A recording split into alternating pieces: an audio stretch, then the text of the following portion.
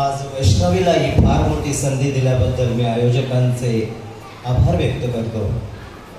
खरं तर हा असा मंच आणि ती 5 गाणी जी वैष्णवीनं इथं गायली, ती 5 गीताकरता जी 30 मिनिटं आम्हाला दिली त्याकरता मी खरंच मनापासून धन्यवाद व्यक्त करतो.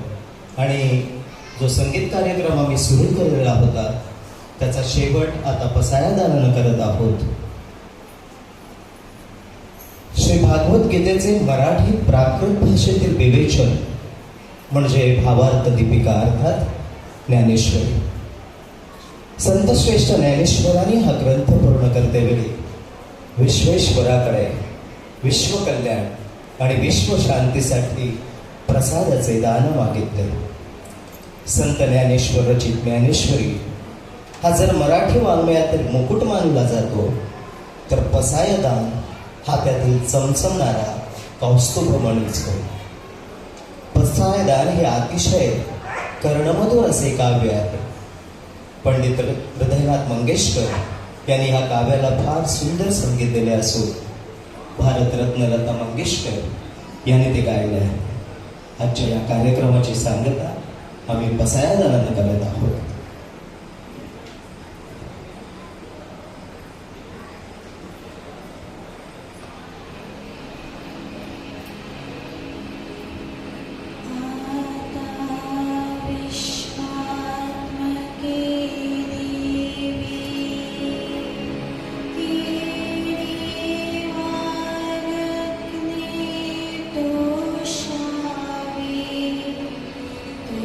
Shoni